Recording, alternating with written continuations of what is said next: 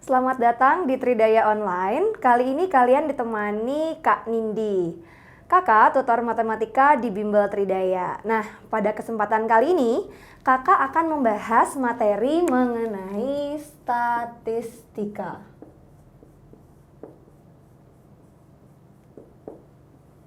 Nah, seperti yang adik-adik sudah ketahui, statistika ini terdiri dari dua buah jenis data. Ada yang data tunggal dan juga ada yang data kelompok. Nah, kali ini kakak akan menjelaskan terlebih dahulu mengenai data tunggal. Nah, di statistik itu ada dua ukuran data. Yang pertama ada yang disebut sebagai ukuran pemusatan data. Kemudian yang kedua ada yang kita sebut dengan ukuran penyebaran data.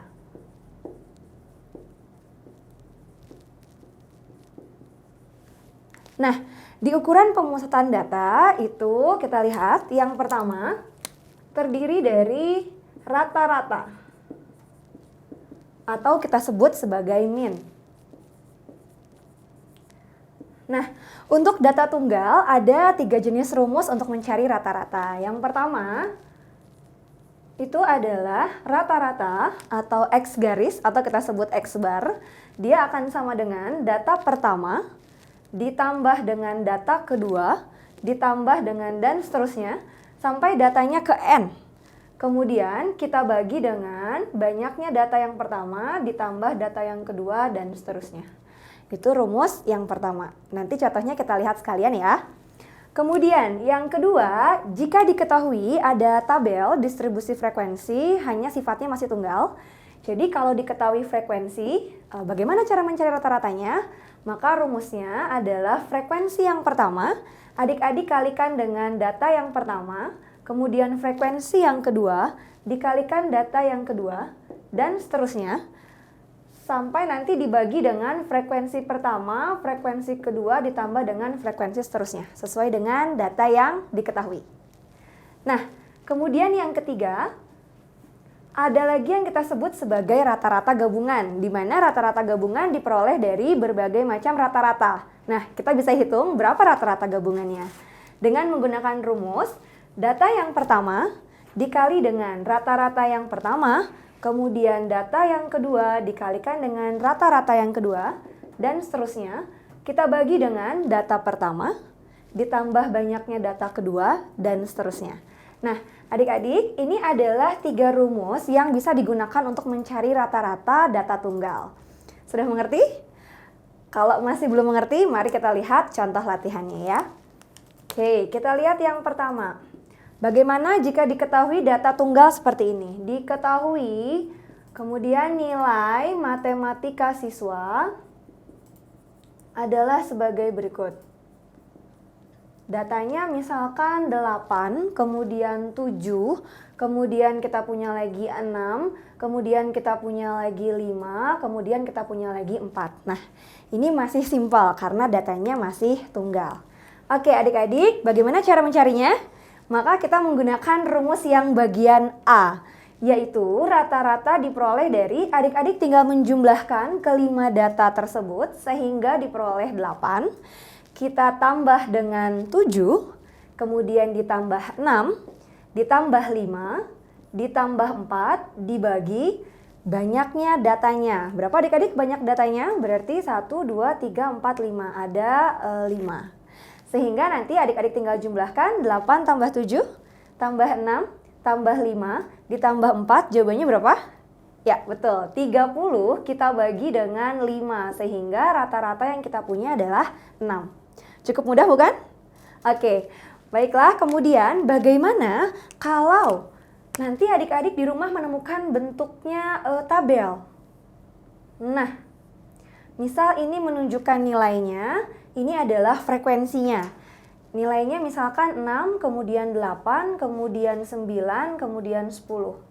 Kemudian kita punya kembali frekuensinya adalah 12, kemudian 5, kemudian kita punya 3, kemudian di sini kita punya 10 gitu.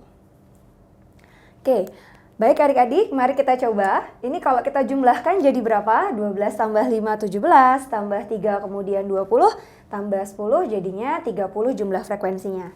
Nah, berarti ketika adik-adik menemukan tabel yang seperti ini, maka adik-adik menghitung rata-rata dengan menggunakan rumus yang bagian B. Oke, kita lihat. Sehingga nanti rata-rata yang mau kita cari adalah adik-adik tinggal dikalikan 6 dikali dengan 12, kemudian ditambah dengan 8 dikali 5, kemudian kita tambah dengan 9 dikali 3, dan yang terakhir 10 kita kalikan dengan 10, lalu kita bagi dengan 30 begitu. Sehingga nanti rata-rata yang diperoleh adalah 6 dikali 12 72, kemudian 8 dikali 5 40, ditambah 27, ditambah dengan 100, dibagi dengan 30. Oke, tinggal nanti adik-adik bisa menghitung sendiri di rumah, karena ini sudah tinggal dijumlahkan dibagi dengan 30. Nah, berikut adalah hasil dari nilai rata-ratanya. Bagaimana? Cukup mudah? Oke. Kalau begitu, kita lihat kembali bagaimana kalau kita menemukan contoh lain dalam menghitung rata-rata gabungan. Oke, kita lihat contohnya. Misalkan diketahui nilai matematika sebagai berikut. Misal di satu kelas, katakan saja IPA 1,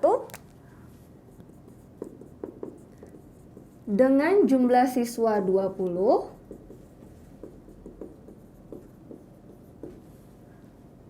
rata-ratanya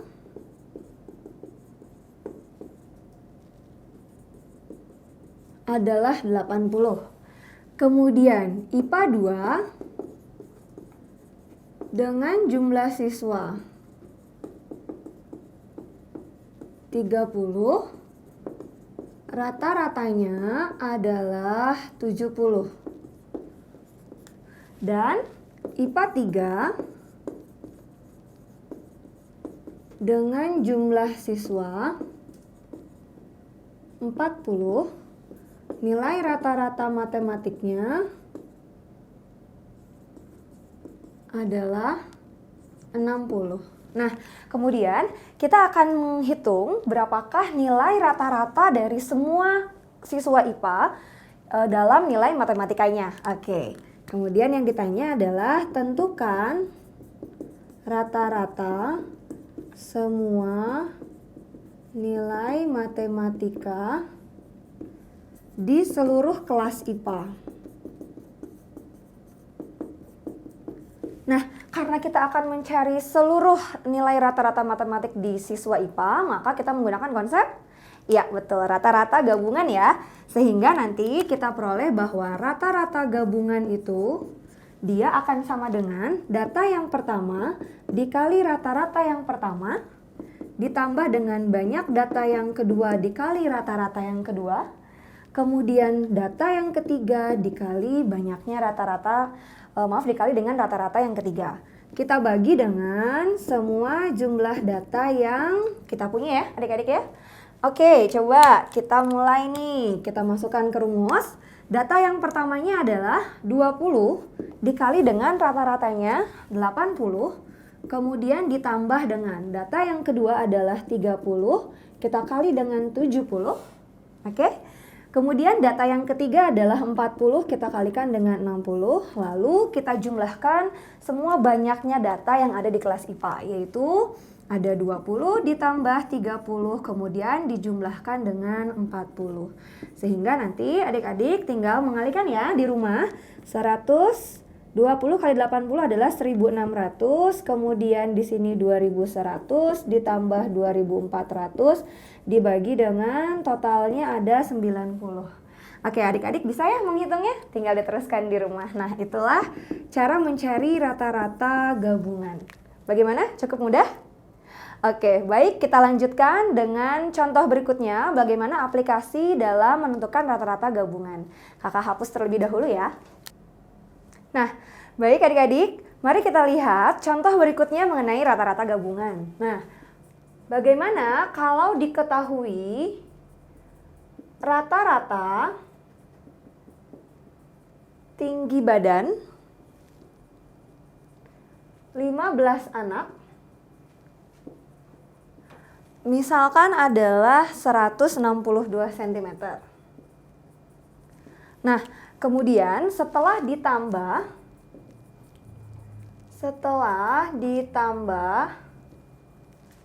5 anak ke dalam perhitungannya ya, maka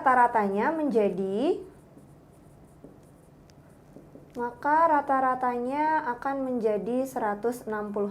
Nah, yang ditanyakan adalah berapa rata-rata tinggi badan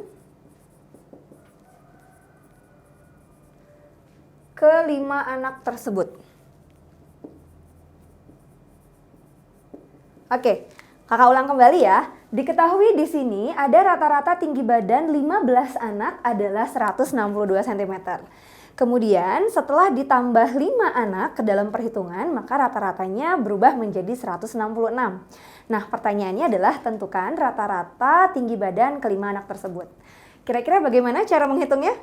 Oke, kita menggunakan konsep rumus rata-rata gabungan. Yang mana adik-adik rata-rata gabungannya? Oke, betul sekali. Jadi rata-rata gabungannya adalah 166 ya, karena sudah ditambahkan dengan 5 anak. Sehingga kita lihat yang diketahuinya adalah rata-rata gabungannya 166.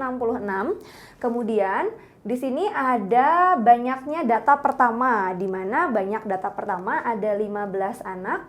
Kemudian rata-rata pertamanya ada 162. Kemudian data yang kedua ada berapa anak adik-adik? Ada 5 ya. Kemudian nanti yang ditanya adalah rata-rata yang kedua, yaitu rata-rata dari ke-5 anak tersebut.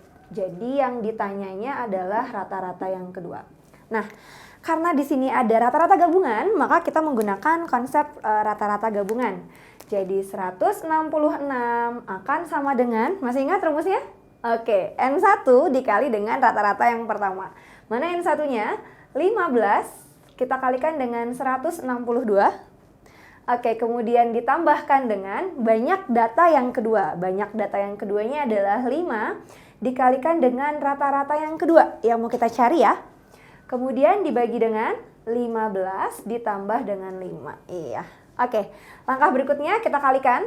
Jadi 166 dikali berapa adik-adik? Dikali dengan 20 ya.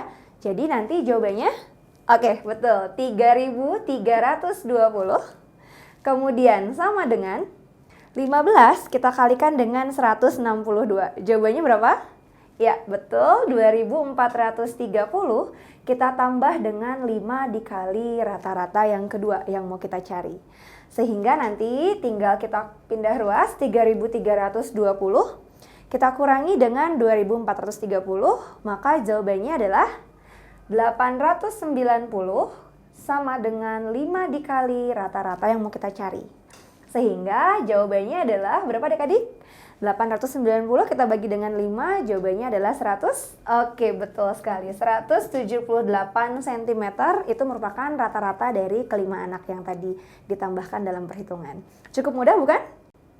Oke, bagaimana sekarang kalau adik-adik di rumah menemukan level soal yang seperti ini? Contohnya, diketahui nilai rata-rata suatu kelas adalah 58. Oke, kemudian nilai rata-rata siswa wanitanya adalah 68. Nah, selanjutnya adalah sedangkan nilai rata-rata siswa prianya adalah 54.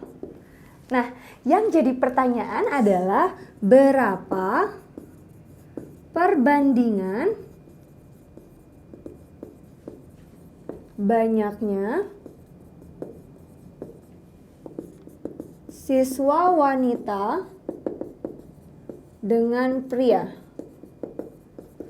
Oke, silakan adik-adik pahami dulu soalnya. Sudah dipahami? Sudah cukup mengerti maksud pertanyaannya? Oke, baik, kita lihat sama-sama. Jadi diketahui nilai rata-rata suatu kelas adalah 58.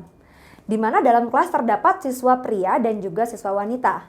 Sehingga bisa kita katakan 58 ini merupakan rata-rata gabungan. Betul sekali. Jadi diketahui di soal bahwa rata-rata gabungannya adalah 58. Kemudian rata-rata siswa wanita, boleh Kanindi misalkan dengan rata-rata yang pertama ya adik-adik ya.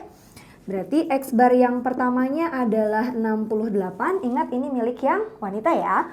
Kemudian rata-rata yang prianya kita misalkan sebagai rata-rata yang kedua, yaitu nilainya adalah 54. Nah, yang ditanya adalah berapa perbandingan antara banyaknya siswa wanita berbanding dengan banyaknya siswa pria. Maka yang ditanya adalah N1 berbanding dengan N2. Nah, bisa adik-adik coba terlebih dahulu? Oke, kalau kasih waktu 3 menit ya untuk mencoba. Nah, bagaimana? Sudah selesai? Oke, kalau sudah selesai, mari kita samakan jawabannya. Nah, karena di sini ada rata-rata gabungan, adik-adik tinggal memasukkan ke rumus rata-rata gabungan. Jadi 58 akan sama dengan, masih ingat rumusnya? N1 kita kali dengan rata-rata yang pertama. Sehingga 68 dikalikan dengan banyaknya data yang pertama menjadi 68 N1. Oke? Ditambah dengan N2 dikali dengan rata-rata yang kedua. Sehingga 54 rata-rata yang kedua kita kalikan dengan data yang kedua menjadi 54 N2. Kita bagi dengan N1 ditambah dengan N2. Bagaimana? Sudah mengerti? Oke, kita lanjutkan kembali ya. Adik-adik boleh mengkali silang. Oke, kakak pindahkan ke arah atas ya adik-adik ya. 58 kita kalikan dengan N1. Sehingga menjadi 58 N1. 58 kita kalikan dengan N2 ya. Jadi 58 N2 hasilnya sama dengan 68 N1 ditambah dengan 54 N2. Betul sekali. Nah, selanjutnya tinggal kita satukan yang mempunyai variabel yang sama. Berarti kita pindahkan si 54 N2-nya ke arah kiri. 58 dikurangi 54 menjadi 4 N2, kemudian 58 N1 kita pindahkan ke arah kanan. Jadi 68 dikurangi dengan 58 adik-adik ya. Jadi berapa? Jadi 10 N1. Sehingga nanti N1 berbanding dengan N2 akan sama dengan apa adik-adik?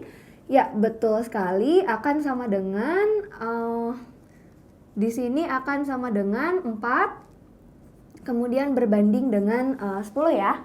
Sehingga boleh kita sederhanakan menjadi 2 berbanding 5. Jadi kesimpulannya banyaknya siswa wanita di kelas tersebut berbanding dengan banyaknya siswa pria di kelas tersebut adalah 2 kemudian berbanding 5. Bagaimana? Cukup mengerti?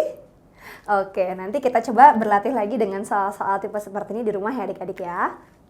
Oke, selanjutnya kakak akan menjelaskan mengenai ukuran pemusatan data yang kedua, yaitu mengenai median. Baik, adik-adik kita mulai ukuran pemusatan data yang kedua, yaitu mengenai median. Oke, kita lihat ini masih untuk data yang tunggal ya adik-adik ya. Nah, median di sini kita lihat rumusnya adalah mencari median, dia akan sama dengan setengah dikali dengan data ke N dibagi dengan 2 ditambah data ke N dibagi 2 kemudian ditambah 1. Nah, ini adalah rumus dari mediannya. Nah, kita lihat dulu contohnya dari mulai yang sederhana sampai dengan menemukan bentuk tabel. Oke, kita lihat. Contoh pertama, jika diketahui data 4, kemudian 3, kemudian 5, kemudian 6, 8, kemudian kita punya lagi 2, kemudian 9, kemudian 10. Nah, jika adik-adik mempunyai data seperti ini, kita lihat kalau kita mau mencari median, median adalah nilai tengah. Namun setelah datanya diurutkan, sehingga langkah pertama yang adik-adik harus lakukan adalah adik-adik harus mengurutkan datanya dari yang terkecil sampai yang terbesar. Oke, Kita lihat. Jadi berapa adik-adik? Silakan diurutkan sama-sama di rumah. 2, betul. 3, betul. Kemudian 4, kemudian 5, 6, 8, 9, dan juga 10. Nah, kita hitung banyak datanya. 1, 2, 3, 4, 5, 6, 7, 8. Data yang kita punya adalah data yang jumlahnya genap. Sehingga caranya adik-adik boleh menggunakan rumus ini, tapi nanti kakak akan menggunakan rumus ininya di bentuk soal yang kedua. Maka kalau datanya hanya seperti ini, masih simpel dan tidak terlalu banyak, adik-adik tinggal bagi menjadi 2 bagian. 1, 2, 3, 4. Kemudian 1, 2, 3, 4. Nah, maka yang dimaksud dengan median adalah adik-adik jumlahkan 2 data yang bernilai di tengah, kemudian dibagi 2. Sehingga mediannya dia akan sama dengan 5 ditambah 6, kita bagi dengan 2, hasilnya adalah 5,5. Begitu. Udah ya? Atau jika adik-adik menemukan bentuk yang seperti ini, 2, misalkan sudah kakak urutkan datanya ya, 3, kemudian 5, kemudian 5, kemudian 7, kemudian 9, kemudian di sininya 10. Oke. Kita hitung dulu datanya 7 ya. Ada 7 data di sini berarti ganjil. Kalau tadi genap, sekarang kita punya ganjil. Ini lebih mudah adik-adik. Adik-adik tinggal cari tengahnya aja. 1, 2, 3, 1, 2, 3. Berarti kita menemukan tengah-tengahnya adalah 5. Sehingga nilai mediannya dia sama dengan 5. Lebih mudah ya? Nah, bagaimana kalau kita mempunyai data tunggal tetapi banyak atau berbentuk tabel? Mari kita lihat. Contohnya, di sini adik-adik punya nilai, kemudian punya frekuensi. Di sini nilainya ada 6, 7, 8, 9, 10. Kemudian di sini frekuensinya adalah 12, kemudian 8, kemudian 6, kemudian 4, kemudian di sininya adalah 6. Kalau kita jumlahkan, maka jumlah frekuensinya 20 ditambah 6 ditambah 4, 30 ditambah 6, totalnya 36. Nah, kalau adik-adik ingin mengurutkan dari yang kecil sampai yang besar datanya, maka itu akan terlalu banyak dan menghabiskan waktu yang lama. Nah, maka kita bisa menggunakan rumus yang kita punya ini.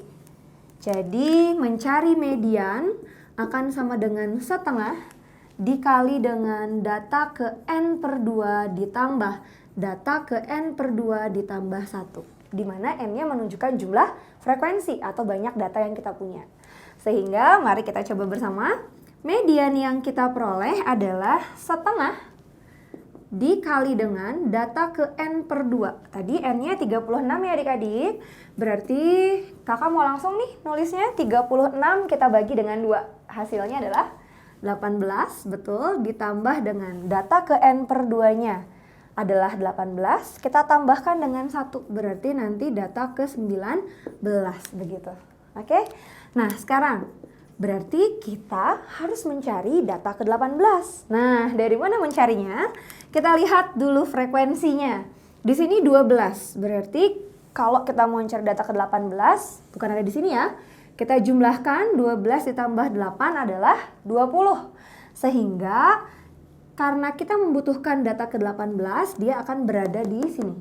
Jadi, di sini nilainya adalah 7, ya. Kemudian ditambahkan dengan data ke-19. Berarti kalau kita mau cari data ke-19, dia juga akan berada di sini juga ya. Karena dia dijumlahkan datanya 20 gitu kan. Berarti data ke-19 ada di sini, maka ditambah dengan 7. Sehingga jawabannya 7 tambah 7, 14, kita bagi dengan 2 atau kita kali setengah, jawabannya adalah 7. Nah, itu adalah mencari nilai median ketika datanya banyak.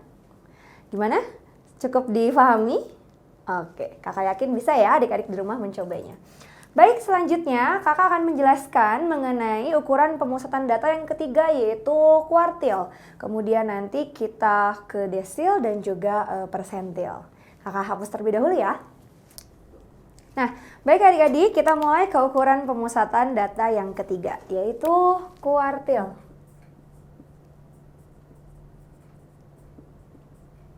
Nah, jika adik-adik ingin menghitung kuartil, kuartil itu definisinya adalah setiap data dibagi menjadi 4 bagian yang sama besar.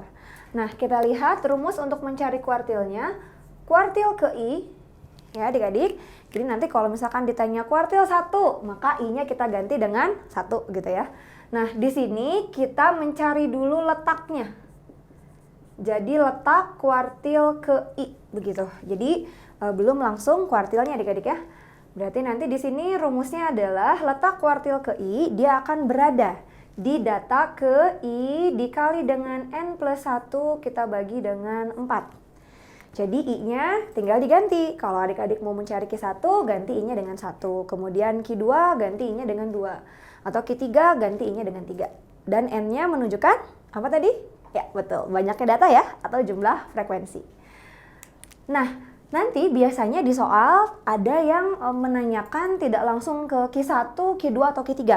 Tapi nanti ada yang menanyakan tentukan kuartil bawah, kuartil tengah, atau kuartil atas. Maka Q1 itu adik-adik kita sebut sebagai kuartil bawah. Sedangkan Q2 kita sebut sebagai kuartil tengah atau nama lainnya median. Kemudian Q3-nya kita sebut sebagai kuartil atas. Nah, contohnya nanti ya sekalian di satu tabel yang berikutnya. Kemudian yang keempat adik-adik ada yang disebut sebagai desil. Nah, kalau kuartil itu artinya data dibagi menjadi 4 bagian, sedangkan untuk desil artinya data dibagi menjadi 10 bagian yang sama besar. Nah, kita lihat ya rumus desilnya. Desil ke I, nah ini letaknya dulu kita cari. Letak desil ke I itu adalah data ke I dikali dengan N plus 1 kita bagi dengan 10. Hampir mirip rumusnya ya, hanya beda bagian penyebutnya saja. Oke, kemudian yang kelima, ada juga yang disebut sebagai persentil. Nah, kira-kira dari namanya sudah tahu nih adik-adik di rumah? Iya, betul. Jadi persentil itu artinya seluruh data kita bagi menjadi 100 bagian yang sama besar. Sehingga nanti untuk mencari persentil, kita menggunakan dulu letak persentil ke I. Nanti data ke I dikali dengan N plus 1 kemudian kita bagi dengan 100. Sudah hafal? Oke, kalau sudah hafal mari kita coba contoh soalnya. Oke, di sini kakak mempunyai data, ada nilainya, kemudian ada frekuensinya. Di sini nilainya kita misalkan 5, kemudian 6, 7, 8, 9, sampai 10. Nah, kita misalkan frekuensinya adalah di sini 4, kemudian 12, kemudian 6. Kemudian kita punya lagi 14. Coba kita hitung dulu sama-sama. 4 ditambah 12, 16 ya. 16 ditambah 6 adalah 22 ya. 22 kita tambah dengan 14, 36. Kemudian di sini 2, di sini 2. Jadi total datanya adalah 40. Nah, kalau kita urutkan dari yang kecil sampai yang besar gitu ya, ini akan juga memakan waktu yang lama. Maka kita menggunakan rumus yang telah kakak jelaskan sebelumnya. Misal yang pertama contohnya adik-adik diminta untuk tentukan kuartil ketiga. Oke, baik adik-adik. Bagaimana kalau adik-adik di rumah akan mencari kuartil ketiga dari data yang telah kakak sajikan di sini? Jadi kalau kita mau mencari data yang kuartil ketiga, adik-adik menggunakan rumus yang telah kakak jelaskan sebelumnya ya. Sehingga nanti ketiga itu letak kuartil ketiga, jadi kita masih mencari letaknya terlebih dahulu. Rumusnya data ke. Data ke, di sini kan I adik-adik karena mau mencari kuartil ketiga berarti data ketiga dikali dengan N. N itu menunjukkan jumlah frekuensinya. Berarti N-nya adalah 40, kita tambah dengan 1, kita bagi dengan berapa adik-adik? Dibagi dengan 4. Oke, mari kita hitung bersama. Berarti 3 kita kalikan dengan 40 ditambah 1. Menjadi 41, kita kali dengan 3 ya adik-adik ya. Jadi nanti adik-adik di rumah hitung 41 dikali 3, jawabannya adalah 123, kita bagi dengan 4. Maka kuartil ketiganya akan berada di data ke 123 dibagi 4, 30,75. Nah, artinya nilai kuartilnya bukan 30,75 adik-adik, tetapi kuartil ketiganya akan berada di data ke 30,75.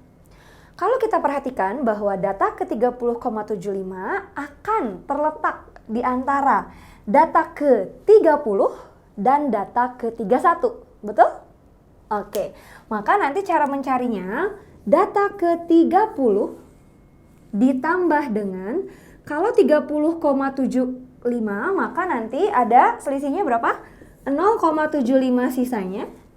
Kemudian tadi yang kakak jelaskan, karena terletak di antara data ke-30 dan 31, maka nanti cara mencarinya data ke-31 kita kurangi dengan data ke-30. Oke, kita cari sekarang. Di mana ya letak data ke-30? Di sini bukan adik-adik? Oke, betul. Bukan ya? 4 ditambah 12 itu 16, berarti belum 30. Ditambah 6 itu berarti 22 dan belum 30. Ditambah dengan 14 itu 36 ya. Berarti data ke-30-nya berada di nilai 8. Jadi 8 ditambah dengan 0,75 dikali dengan data ke-31. Data ke-31-nya masih di sini adik-adik ya, karena ini 36 di sini. Jadi tetap 8 dikurangi dengan 8, sehingga jawabannya yang ini 0 dikalikan dengan 0,75 juga 0. Kita tambahkan dengan 8, jadi jawabannya tetap 8. Begitu. Bagaimana adik-adik? Bisa dipahami? Oke, kalau begitu sekarang kakak akan mencari desil ke, misalkan desil ke-7. Tadi ingat adik-adik di rumah bahwa desil itu adalah di mana data dibagi menjadi 10 bagian. Oke, kita akan cari desil ke-7 ya. Setelah ini kakak hapus terlebih dahulu. Nah, jadi ingat desil itu data dibagi menjadi 10 bagian. Oke, adik-adik di rumah sudah siap ya? Kita akan mencari tentukan desil ke-7. Nah, maka kita cari dulu letak dari desil ke-7. Oke, kita lihat lagi rumus yang telah kakak jelaskan. Desil ke I. Berarti desil ke-7 akan sama dengan data ke I-nya kita ganti dengan 7 dikali dengan N plus 1. N-nya 40 ditambah dengan 1. Kita bagi dengan berapa adik-adik? Kita bagi dengan 10. Sehingga letak desil ke-7-nya 40 ditambah 1 adalah 41. Kita kalikan dengan 7. Jadi berapa adik-adik? Oke, betul. Jadi 287. Lalu kita bagi dengan 10. Sehingga desil ke-7-nya akan berada di data ke-28,7. Nah, bagaimana cara mencarinya? Seperti tadi adik-adik, karena di sini desilnya terletak di data ke-28,7, maka data desil ke-7 tersebut terletak di antara data ke-28 dan data ke-29, betul. Sehingga nanti desil ke-7 yang kita cari adalah data ke-28 ditambah dengan sisanya 0,7, oke? Dikali dengan data ke-29 kita kurangi data ke-28. Ayo adik-adik kita cari data ke-28 ada di mana ya? 4 tambah 12, 16. 16 tambah 6, 22. Berarti belum ya? Ditambah 14, 36. Wah, ternyata sama seperti di kuartil ya. Nilainya 8 ditambah dengan 0,7 dikali dengan data ke-29 juga masih ada di kisaran ini. Berarti nanti dia 8 dikurangi dengan 8 juga. Jadi adik-adik punya di rumah jawabannya adalah, ya betul. Jawabannya desil ke-7-nya akan sama dengan 8. Good. Berarti adik-adik sudah bisa ya mencari desil ke-7. Begitupun dengan mencari desil yang lain. Oke, kalau gitu kakak akan melanjutkan bagaimana cara mencari persentil. Oke, kan ini dihapus ya terlebih dahulu.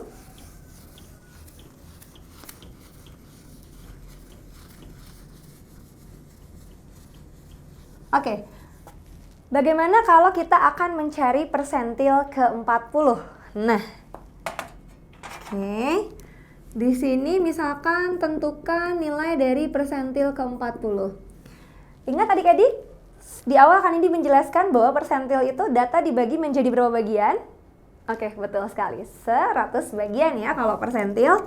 Jadi nanti persentil ke-40 akan berada di data ke I, berarti I-nya adalah 40 dikali dengan N-nya 40 ditambah 1 kita bagi dengan 100.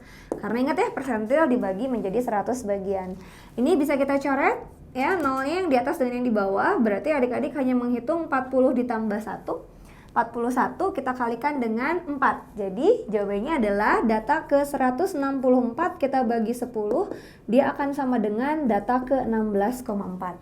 Nah, sama dengan seperti kuartil, kemudian desil yang telah kita hitung sebelumnya, maka nanti nilai dari persentil ke 40, karena berada di data ke 16,4, berarti persentil ke 40 ini terletak di antara data ke 16 dan data ke, ya betul, 17. Sehingga data ke 16 kita tambah dengan sisanya 0,4, kemudian kita kalikan dengan data ke 17 dikurangi data ke 16. Oke, adik-adik di rumah silakan cari data ke 16. 4 tambah 12, 16 ya. Jadi nilainya adalah 6 ditambah 0,4 dikali dengan data ke 17 adik-adik.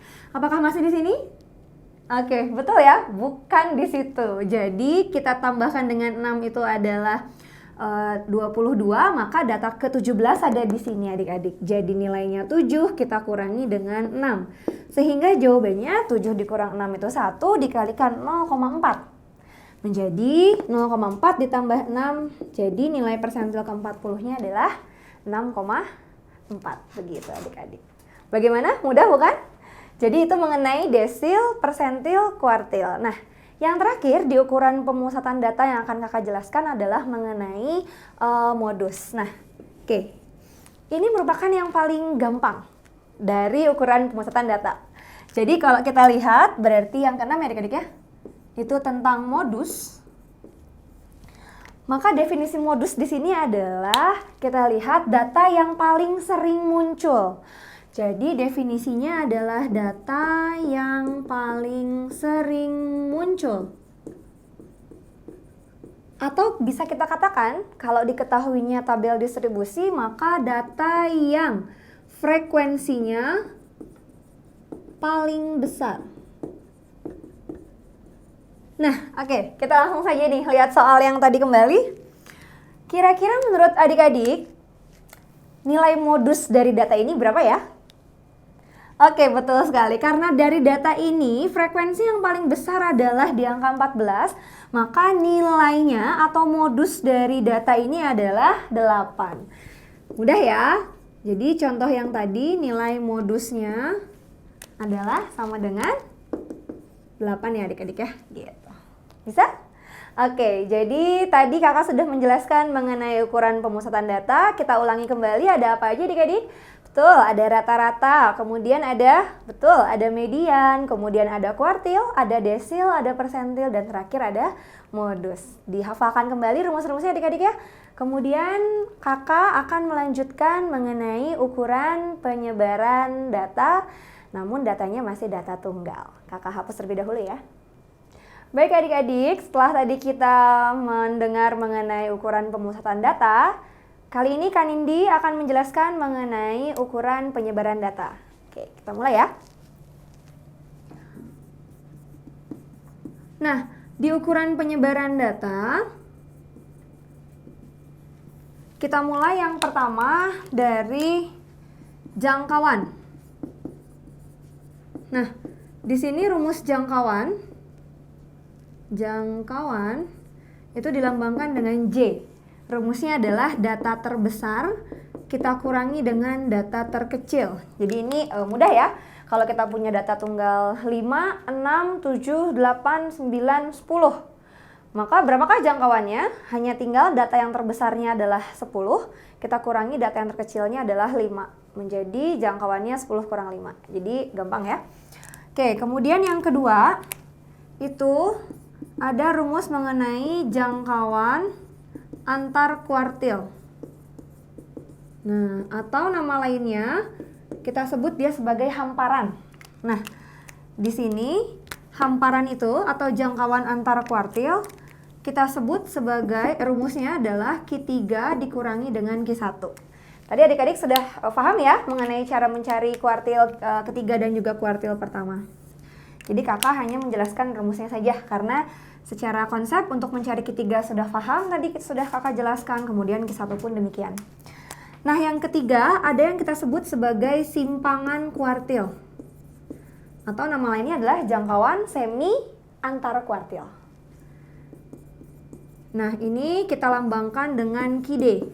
Ki D itu rumusnya adalah setengah dari Q3 dikurangi dengan Q1. Sudah paham juga ya cara mencari Q3 Q1-nya? Nanti hanya tinggal dikalikan dengan setengah, maka diperoleh yang disebut sebagai simpangan kuartil. Selanjutnya, yang keempat,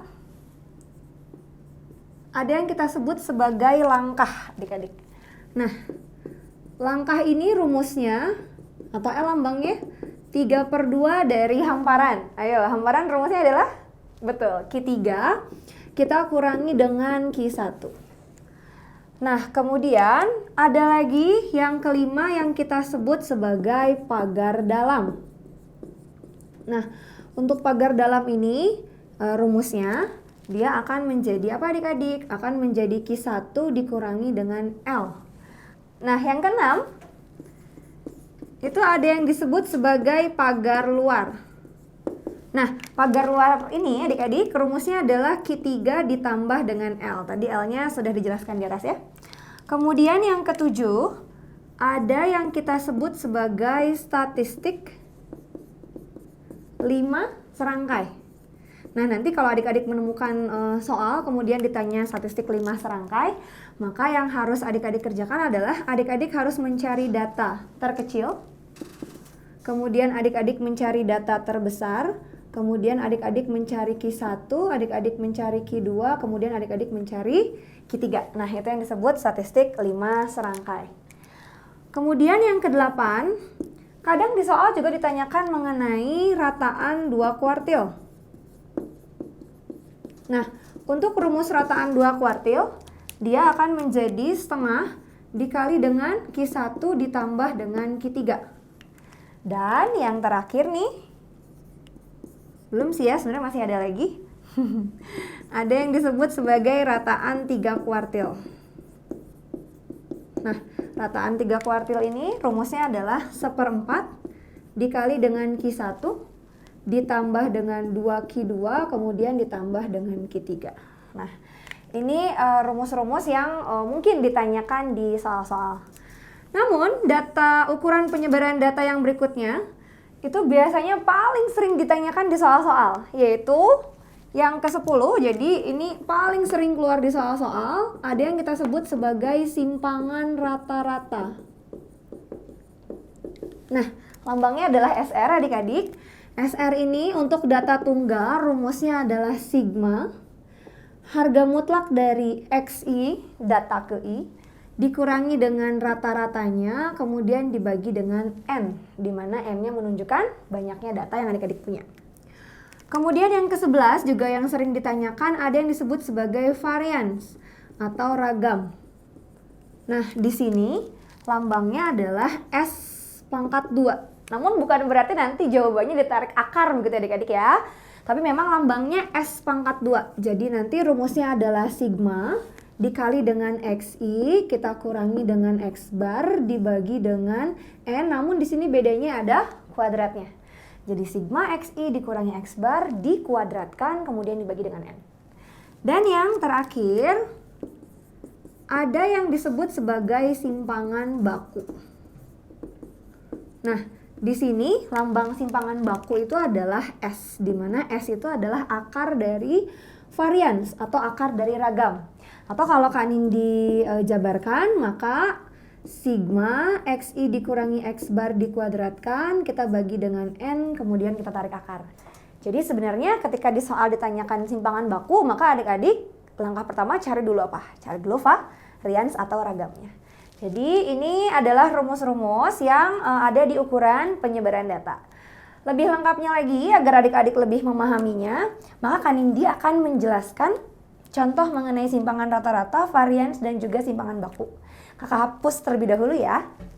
Nah, baik adik-adik, kita lihat contoh untuk mencari varians, kemudian simpangan baku, kemudian simpangan rata-rata seperti apa. Karena tadi di awal kita masih membahas data tunggal, maka Kak Nindi akan memberikan contoh yang data tunggal. Diketahui datanya sebagai berikut, ada 5, 7, 8, 6, kemudian 4. Nah, misalkan kita akan mencari mengenai SR, kemudian S kuadrat, kemudian adalah S. Maka kalau adik-adik ingin mencari, kita ke yang A dulu ya, simpangan rata-rata. Masih ingat tadi rumusnya? Sigma harga mutlak dari XI kita kurangi dengan X bar, kita bagi dengan N. Nah, adik-adik lihat, di sini kita membutuhkan X bar atau rata-rata. Maka langkah pertama yang adik-adik lakukan adalah adik-adik harus mencari rata-ratanya terlebih dahulu. Masih ingat cara mencari rata-rata di awal tadi? Oke, betul. 5 kita tambah dengan 7, tambahkan dengan 8, ditambah 6, ditambah 4. Maka jawabannya adalah 30 ya adik-adik ya. Kita bagi dengan banyak datanya 1, 2, 3, 4, 5. Ada 5, jadi rata-rata yang kita peroleh adalah 6. Nah, sehingga ketika kita ingin mencari simpangan rata-rata, maka adik-adik hanya tinggal lihat rumusnya, kemudian lihat apa yang dimaksud di rumus. Di sini ada harga mutlak. Masih ingat nilai mutlak itu nilainya selalu positif ya adik-adik ya? Sehingga nanti ketika kita melakukan perhitungan harga mutlak, kakak tulis aja ya, XI berarti data yang pertamanya adalah 5, kita kurangi dengan 6, gitu ya. Ditambah dengan harga mutlak, data yang berikutnya adalah 7, dikurangi X barnya 6, ditambah dengan 8, dikurangi 6, begitu. Kemudian ditambah dengan 6, dikurang 6, dan yang terakhir adalah 4, kita kurangi dengan 6. Kemudian adik-adik bagi dengan apa ya? Dengan banyak datanya. Banyak datanya ada 5. Sehingga SR yang dimaksud adalah 5 dikurangi 6, minus 1 ya. Tapi karena ada nilai mutlak, maka jawabannya positif 1. Kemudian ditambah dengan 1, ditambah dengan berapa adik-adik? Betul, 2, ini 0 ya. Ditambah dengan 2 ya, karena dia nilai mutlak. Kemudian kita bagi dengan totalnya ada 5. Jadi 1 tambah 1, 2 tambah 2, 4 ditambah 2, 6 dibagi dengan 5. 6 per 5 atau simpangan rata-ratanya 1, 1 per 5. Begitu adik-adik. Cukup dimengerti? Mudah ya?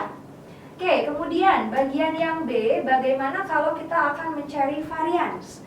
Nah, ketika kita akan mencari varians atau ragam, ingat rumusnya sigma, kemudian XI kita kurangi dengan X bar, kita kuadratkan, kita bagi dengan M. Nah, di sini kakak mau langsung ya adik-adik ya. Coba kita perhatikan. XI-nya adalah 5. Kita kurangi dengan rata-ratanya 6. Jadi minus 1 ya. Kita kuadratkan, jawabannya 1. Oke? Selanjutnya 7 kita kurangi dengan X barnya 6 menjadi 1 ya adik-adik. Kita kuadratkan, nilainya pun sama, 1. Berikutnya, datanya di sini nilainya 8, kemudian kita kurangi X barnya 6. Jadi berapa adik-adik? Oke, betul. Jadi 2 ya. Kita kuadratkan, dia menjadi 4. Kemudian dengan hal yang sama, kita lakukan 6, kita kurangi 6. 0, kita kuadratkan, hasilnya 0. Dan yang terakhir, 4 kita kurangi 6. Minus 2, betul, kita kuadratkan menjadi 4. Jangan lupa kita bagi, total datanya ada 5. Jadi nanti adik-adik mempunyai nilai ragamnya atau variansnya adalah 2 ditambah 4, 6. Ditambah 4, 10, kita bagi 5. Menjadi jawabannya adalah 2. Nah, itu yang disebut sebagai ragam atau variansnya. Nah, sekarang kita lihat bagian yang C. Bagaimana kalau adik-adik ingin mencari S atau simpangan baku, atau nama lainnya adalah standar deviasi. Nah, karena tadi rumus S itu mencari simpangan baku itu adalah akar dari varians, maka ini mudah sekali kan adik-adik. Adik-adik cukup tarik akar dari berapa? 2 ya. Jadi itu adalah nilai simpangan bakunya. Begitu. Bagaimana? Cukup mudah? Jadi kita sudah membahas ukuran pemusatan data, kemudian penyebaran data untuk yang datanya tunggal. Terima kasih adik-adik. Kita akan lanjutkan kembali mengenai ukuran pemusatan data dan penyebaran data untuk data berkelompok. Baik adik-adik, setelah tadi kakak menjelaskan mengenai ukuran pemusatan data dan juga penyebaran data untuk data yang sifatnya tunggal. Nah, sekarang kita akan mulai membahas mengenai statistika untuk data yang berkelompok dari mulai ukuran pemusatan, penyebaran. Nah, hanya sebelum kita lebih jauh dan lebih detail membahas mengenai ukuran pemusatan dan penyebaran, kakak di sini akan menjelaskan mengenai bagaimana cara membuat tabel distribusi data yang berkelompok. Nah, kalau adik-adik lihat di sini kakak sudah mempunyai data tunggal. Bisa adik-adik lihat banyak sekali data tunggalnya. Nah, kalau kita akan mencari ukuran pemusatan maupun ukuran penyebaran data dengan menggunakan data tunggal yang seperti ini akan menghabiskan waktu yang sangat lama adik-adik. Maka kita harus merubah data tunggal yang banyak ini menjadi data berkelompok. Nah, bagaimana cara membuat tabel distribusi data berkelompoknya? Nah, ini ada langkah-langkahnya adik-adik. Kita lihat langkah-langkahnya ya. Oke, yang pertama, langkah yang harus adik-adik lakukan adalah adik-adik harus mencari banyaknya kelas. Nah, mencari banyaknya kelas. Nah, ini ada rumusnya adik-adik. Rumus mencari banyaknya kelas adalah K akan sama dengan 1 ditambah 3,3 logaritma N. Di mana N di sini menunjukkan banyak data yang kita punya. Nah, oke, kita lihat sekarang dari data yang kakak sudah tulis di sini. Mari kita cari banyak kelasnya. 1 ditambah dengan 3,3 logaritma. Oke, kita hitung ya. Di sini ke sampingnya ada 6 ya, banyak datanya. Kita lihat 1, 2, 3, 4, 5, 6, 7, 8, 9, 10. Kita kali 6, 60. Di sini ada 4. Berarti total data yang kita punya adalah 64. Nah, adik-adik bisa mencari nilai dari logaritma 64 dengan menggunakan tabel logaritma atau menggunakan kalkulator. Nah, kita lihat di sini, berarti 1 ditambah dengan 3,3, kita kalikan dengan logaritma 64, hasilnya adalah 5,9598. Nanti adik-adik coba di rumah ya, mencarinya ya. Sehingga K-nya adalah 6,9598. Nah, ini K-nya kita bulatkan menjadi 7. Karena ingat banyak kelas tidak boleh desimal adik-adik. Sampai sini bisa dimengerti? Mudah ya? Oke, kemudian langkah yang kedua adalah kita mencari yang dinamakan sebagai panjang kelas adik-adik. Atau selisih intervalnya. Mencari panjang kelas atau selisih intervalnya. Di mana rumus mencari panjang kelas adik-adik atau selisih intervalnya adalah P sama dengan J dibagi dengan K. Nah, apa itu J? J itu adalah jangkauan. Masih ingat rumus sebelumnya yang telah kakak jelaskan? Jangkauan rumusnya adalah? Ya, betul sekali. Jangkauan itu rumusnya data terbesar dikurangi data yang terkecil ya. Wah, adik-adik masih ingat nih ya. Jadi jangkauan yang kita punya adalah, kita lihat data terbesarnya di sini adalah 98 ya. Kemudian data yang terkecilnya adalah 38. Kebetulan di sini data yang kakak tulis adalah data yang sudah diurutkan dari yang terkecil sampai yang terbesar. Hanya untuk mempermudah saja nanti dalam perhitungan. Tapi ketika adik-adik nanti mempunyai datanya diacak atau tidak terurut, ya tidak masalah. Hanya nanti harus hati-hati dalam menghitungnya saja. Nah, oke, kita mulai. Data terbesarnya tadi adalah 98, data terkecilnya 38. Sehingga jangkauannya sama dengan berapa adik-adik? Ya, betul 60. Oke, kita tuliskan ya. Jadi nanti panjang kelasnya adalah jangkauannya 60 dibagi dengan K yang kita punya adalah 7. Bisa difahami? Oke, tinggal adik-adik hitung, maka panjang kelasnya dia akan sama dengan 8,57. Oke, kita bulatkan ya. Jadi P-nya adalah 9. Oke, jadi diulang kembali. Adik-adik sudah mempunyai banyak kelasnya ada 7. Kemudian selisih intervalnya atau panjang kelasnya ada 9. Maka langkah berikutnya adalah kita buat tabel distribusi frekuensinya. Nah, di sini langkah ketiga kita buat tabelnya. Ini ada nilainya, kemudian di sini ada frekuensinya. Oke, adik-adik, kita kembali lihat data yang kita punya.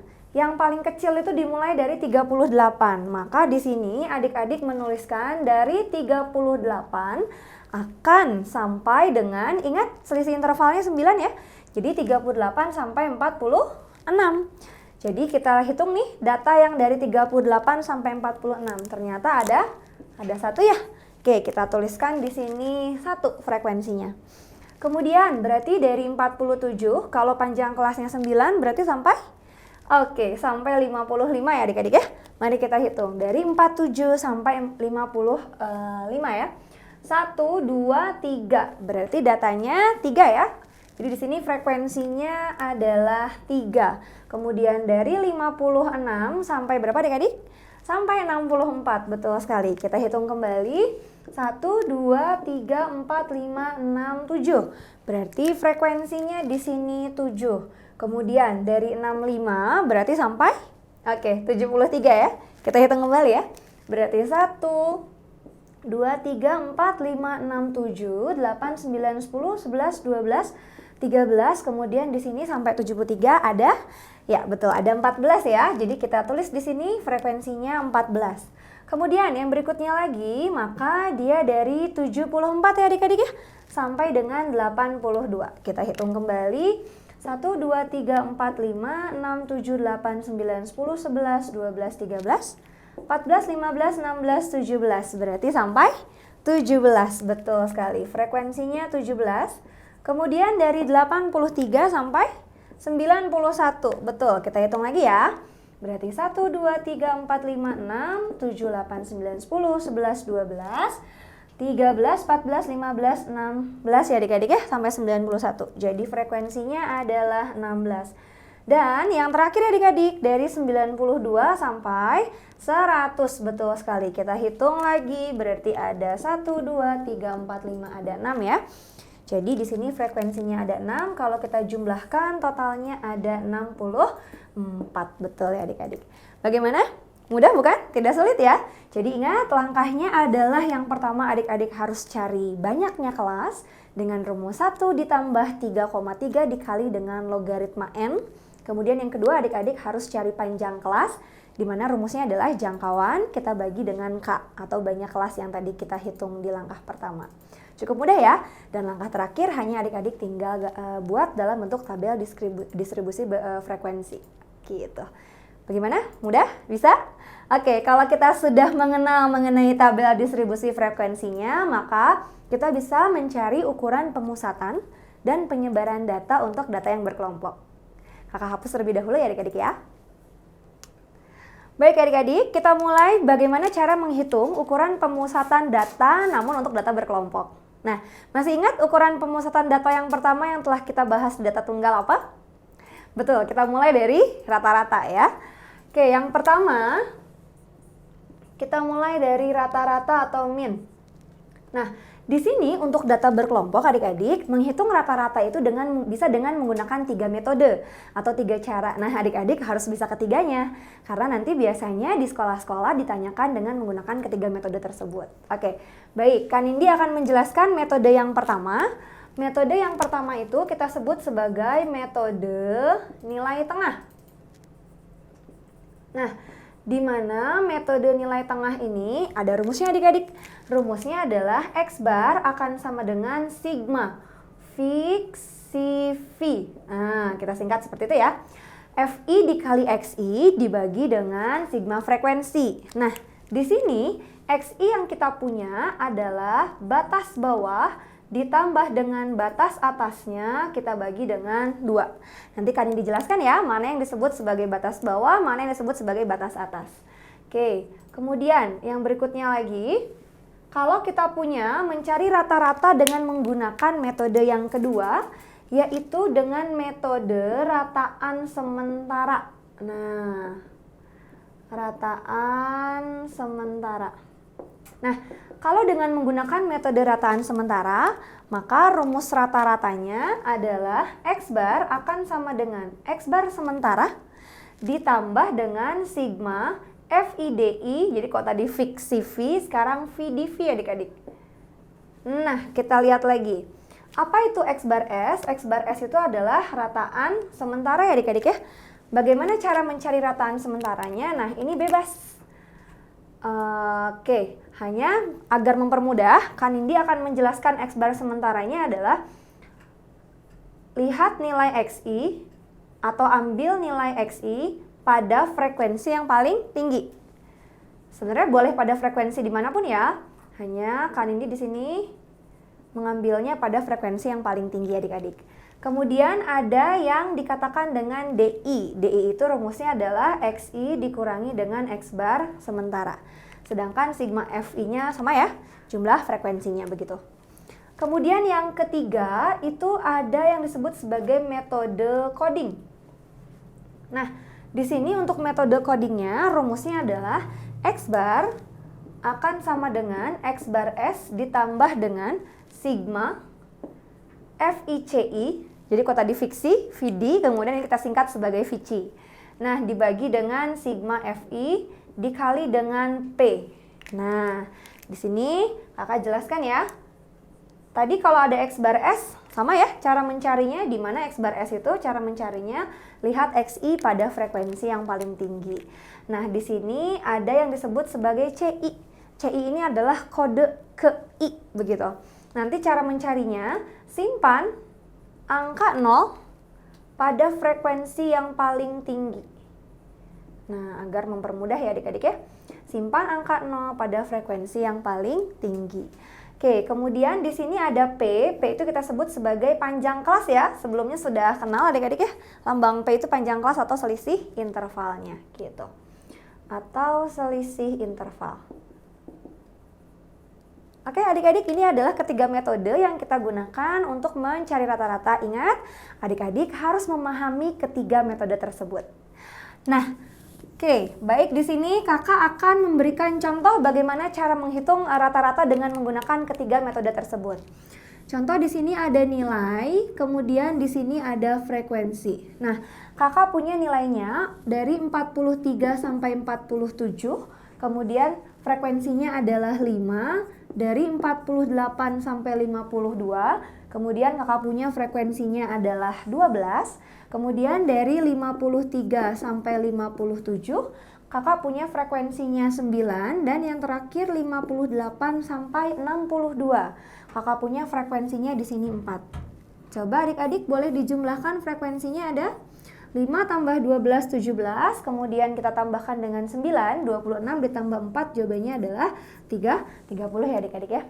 Nah, ini adalah jumlah frekuensinya 30. Oke, kita akan menggunakan yang A, yaitu dengan menggunakan metode rataan sementara. Nah, kita lihat adik-adik rumusnya. X bar itu sama dengan sigma FIXI dibagi sigma frekuensi. Kita lihat, kalau dari rumus kita membutuhkan apa yang dinamakan dengan XI. Di mana XI itu tadi kakak sudah jelaskan batas bawah ditambah batas atas, kemudian kita bagi dengan 2. Mana yang disebut batas bawah? Batas bawah itu adalah adik-adik 43, 48, 53, 58. Ini kita sebut sebagai batas bawah atau kakak singkat BB ya. Kemudian 47, 52, 57, 62 kakak singkat dengan BA alias batas atasnya. Nah, sehingga karena menurut rumus kita membutuhkan tadi X bar sama dengan sigma FIXI dibagi sigma frekuensi, berarti kita butuh ada yang namanya XI adik-adik ya.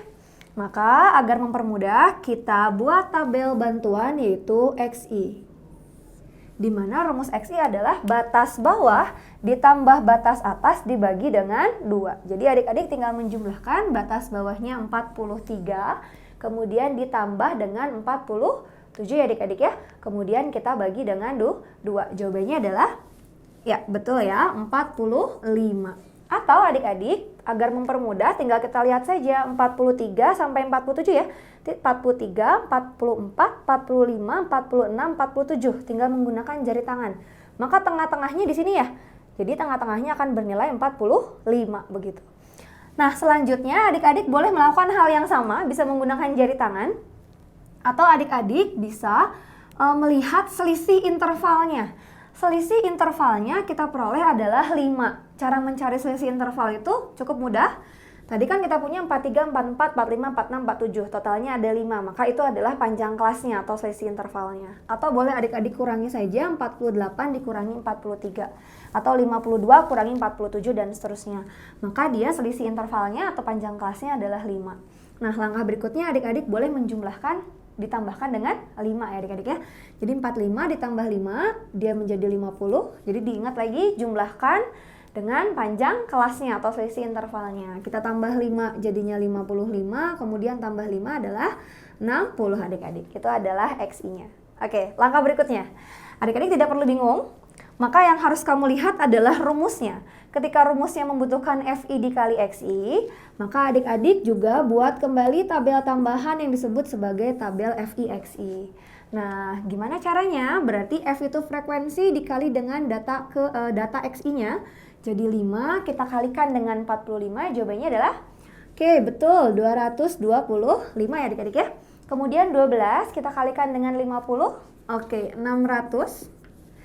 9 kita kalikan dengan 55, jawabannya adalah 495, good.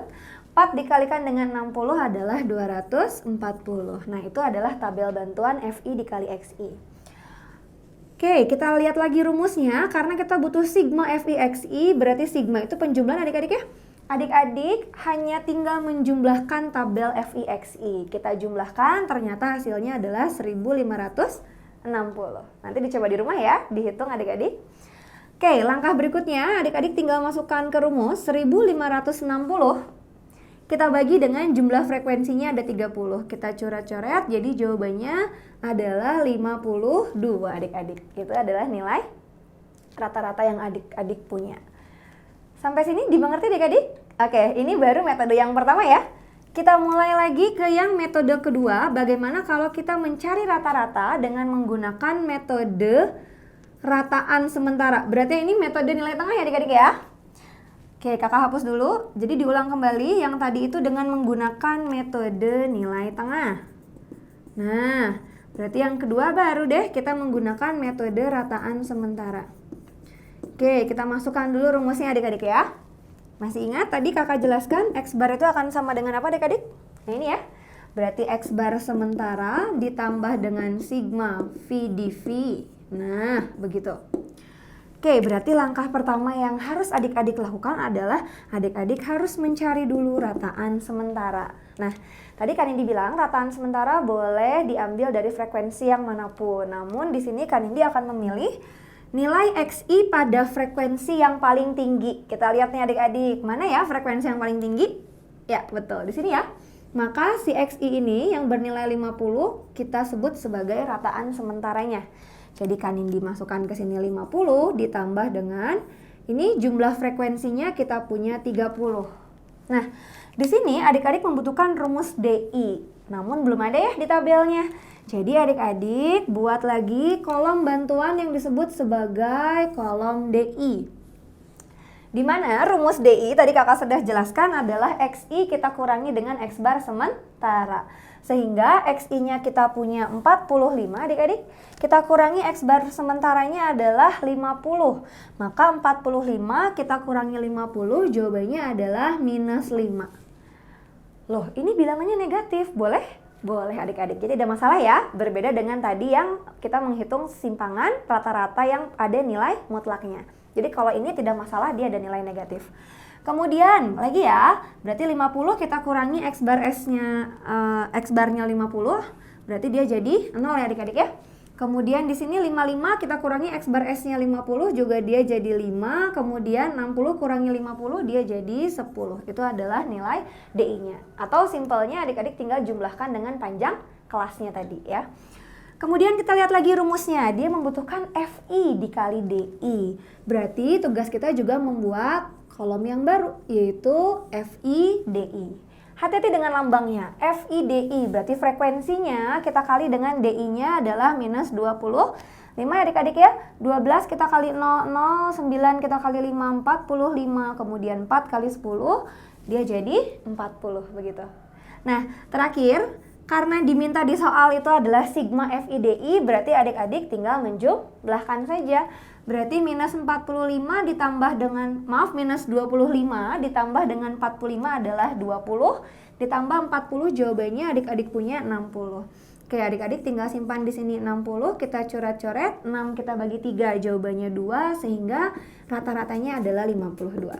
Sama ya? Jadi kalau beda berarti ada yang salah menghitung adik-adik di rumah.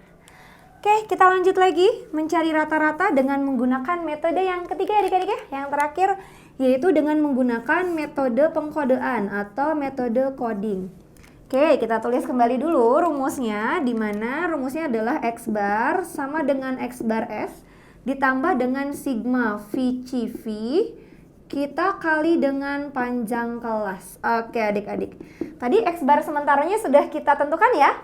Nilainya adalah 50, kemudian ditambah sigma frekuensinya adalah 30, dan panjang kelasnya adalah berapa adik-adik? Iya, betul. Panjang kelasnya adalah 5 ya. Nah, kemudian berarti kita harus mencari FI dikali CI. Tapi silakan adik-adik lihat apakah sudah ada kolom CI-nya? Belum ada ya. Maka kita buat kembali yaitu kolom CI. Tadi di awal Kak Nindi menjelaskan bahwa CI itu adalah simpan angka 0 pada frekuensi yang paling tinggi. Oke, kita lihat mana frekuensi yang paling tinggi adik-adik? Ini ya, berarti kita simpan angka 0. Setelah angka 0 itu adalah angka 1, angka 2, kemudian sebelumnya ada angka minus 1 ya adik-adik ya. Kemudian kita buat kembali tabel tambahan VC, berarti FI kita kalikan dengan CI. Tinggal kita kalikan, 5 dikali minus 1 adalah minus 5, 12 kali 0, 0, 9 kali 1 adalah 9, 4 kali 2 adalah 8. Tinggal adik-adik jumlahkan. Min 5 kita tambah 9 adalah 4, ditambah 8 jawabannya adalah 12. Sehingga nanti di sini 12 per 30 dikali 5. Kita curet-curet, jawabannya 6 ya. Di bawah jadi X barnya adalah 50 ditambah dengan 2 ya adik-adik ya. Sama dengan 52. Bagaimana? Cukup mudah? Nah, nanti adik-adik, jikalau di sekolahnya tidak harus menggunakan 3 metode atau tidak menggunakan metode tertentu, adik-adik boleh pilih kira-kira metode mana di antara ketiga ini yang mempermudah adik-adik dalam mencari rata-rata. Oke, selanjutnya kakak akan menjelaskan mengenai modus dan juga kuartil, desil, persentil setelah ini. Kakak hapus terlebih dahulu ya. Baik adik-adik, selanjutnya kakak akan menjelaskan mengenai ukuran pemusatan data yang berikutnya, yaitu mengenai modus, kemudian kuartil, desil, dan juga persentil. Kita mulai dari modus dulu adik-adik ya. Berarti ini bagian kedua, yaitu tentang modus. Nah, kalau di data tunggal itu sangat mudah karena adik-adik hanya tinggal melihat data yang frekuensinya paling besar. Namun untuk data berkelompok, adik-adik harus menggunakan rumus ini. Jadi modus itu rumusnya adalah tepi bawah ditambah dengan D1 dibagi dengan D1 ditambah D2, kemudian kita kalikan dengan panjang kelas. Nah, ini adalah rumus dari modusnya. Apa itu tepi bawah? Nah, di sini kakak jelaskan bahwa tepi bawah itu rumusnya adalah batas bawah, kemudian kita kurangi dengan 0,5. Nah, di sini ada yang disebut D1. D1 itu menunjukkan frekuensi kelas modusnya dikurangi dengan frekuensi sebelumnya. Nah, begitu. Kemudian ada yang disebut D2 itu adalah frekuensi kelas modus dikurangi dengan frekuensi sesudahnya. Nanti Kak Nindi jelaskan juga. Nah, tadi adik-adik mendengar bahwa Kak Nindi menjelaskan kelas modus. Maka langkah pertama yang adik-adik harus lakukan adalah adik-adik harus mencari kelas modusnya terlebih dahulu. Di mana kelas modusnya adik-adik cari dari mana? Dari adik-adik lihat frekuensi yang paling besar. Nah, itu kita sebut modus. Oke, Kak Nindi di sini sudah mempunyai data. Mari kita hitung bersama-sama modusnya ya. Jadi, misalkan adik-adik mau mencari bagian modus nih. Kita akan mencari nilai modusnya. Tadi ingat rumusnya TB ditambah D1 per D1 plus D2 dikali dengan panjang kelas. Langkah pertama, adik-adik harus cari dulu kelas modusnya. Oke, kita lihat frekuensi yang paling besar. Di mana adik-adik? Iya, betul. Itu ya. Kita kasih kotak atau kita tandai. Artinya ini merupakan kelas modusnya. Maka tepi bawah yang kita punya adalah 48, batas bawahnya kita kurangi dengan 0,5. Menjadi berapa adik-adik? Iya, betul, 47,5. Kita tambah dengan di sini ada D1. Nah, D1 itu kita lihat definisinya, frekuensi kelas modus. Mana adik-adik frekuensi kelas modusnya? 12 ya. Jadi nanti D1-nya adalah 12, kita kurangi dengan yang sebelumnya. Yang sebelumnya berapa adik-adik? 5 ya. Jadi kita kurangi dengan yang sebelumnya adalah 5, jawabannya adalah 7 adik-adik. Kemudian D2-nya, frekuensi kelas modusnya 12, kita kurangi dengan yang sesudahnya 9. Jawabannya berapa adik-adik? Iya, betul sekali. 3 ya. Sehingga kita masukkan ke rumus modus 7 dibagi dengan 7 ditambah 3. Jangan lupa kita kali panjang kelasnya atau selisih intervalnya. Mari kita hitung, 48 dikurangi 43, jawabannya adalah 5. Sehingga nanti adik-adik peroleh 7, kita tambahkan dengan 3 itu 10 ya. Kemudian ini bisa kita coret, jawabannya adalah 2. 7 kita bagi 3, 3,5 ya. Kita tambahkan dengan 47,5 sehingga jawabannya adalah 51. Jadi adik-adik mempunyai nilai modusnya 51. Mudah ya? Oke. Baik, di bagian yang ketiga kita akan membahas mengenai kuartil. Nah, untuk pemusatan yang ketiga yaitu kuartil. Tadi di awal dijelaskan bahwa kuartil itu artinya data dibagi menjadi 4 bagian yang sama besar. Nah, kita lihat rumusnya, yaitu rumus kuartil. Kuartil ke I. Nah, di sini adik-adik nanti I-nya tinggal diganti ya. Kalau mau nyari kuartil 1 berarti I-nya diganti 1. Kuartil 2 I-nya diganti 2. Kuartil 3 I-nya diganti 3. Nanti rumusnya dia akan sama dengan TB ditambah dengan I kemudian per 4 karena dia dibagi 4 bagian. Dikali dengan N dikurangi dengan F kumulatif kemudian dibagi dengan frekuensi kelas kuartilnya dikali dengan panjang kelas. Nah, itu rumusnya adik-adik. Oke, TB-nya sama ya, menunjukkan tepi bawah. Rumusnya batas bawah dikurangi 0,5. Kemudian N di sini menunjukkan jumlah frekuensinya.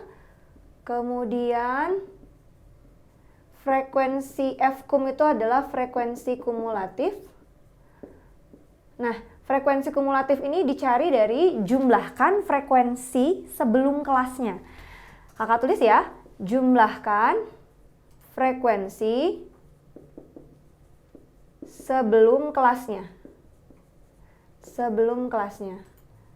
Sedangkan F kecil QI-nya, di sini F kecil QI-nya adalah frekuensi kelasnya. Nah, berarti langkah pertama kita harus mencari kelasnya dulu ya adik-adik ya. Maka nanti cara mencari kelas Q1 itu hanya tinggal 1/4 kita kalikan dengan N.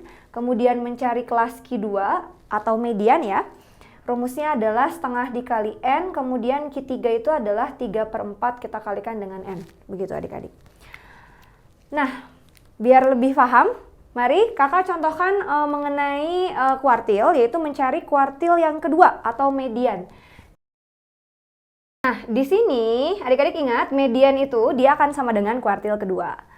Nah, median atau Q2, kita tulis dulu rumusnya ya. Tepi bawah ditambah dengan, berarti karena di sini I per 4 dikali N, adik-adik mau mencari median, berarti I-nya kita ganti dengan 2 ya, karena median itu sama dengan kuartil 2.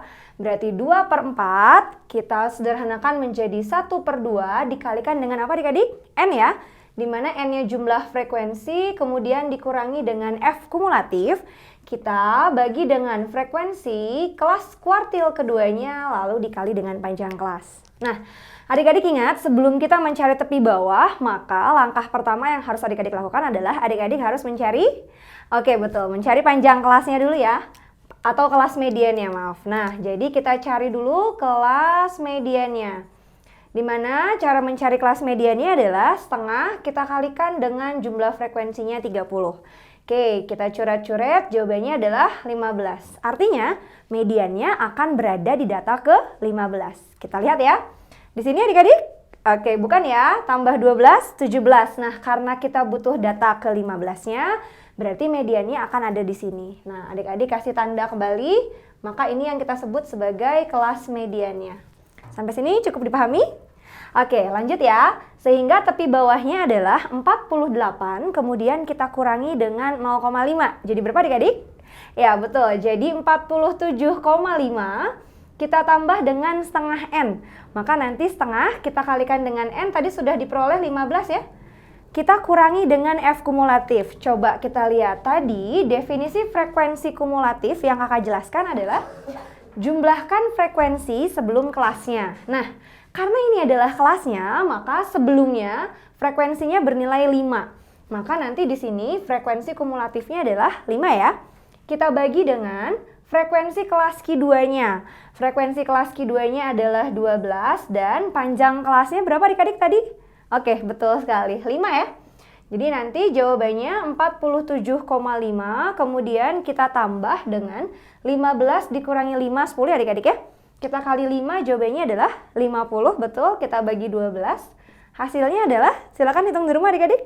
Sudah dapat? Ya, betul sekali. 4,167. Sehingga kalau dijumlahkan, diperoleh nilai mediannya 51,67. Cukup mudah ya? Jadi itu mengenai konsep dari median atau kuartil kedua. Oke, selanjutnya kakak akan menjelaskan mengenai yang keempat, yaitu konsep tentang desil. Nah, masih ingat sebelumnya kakak sudah menjelaskan bahwa desil itu definisinya? Iya, betul. Jadi yang disebut desil adalah di mana semua data kita bagi menjadi 10 bagian yang sama besar.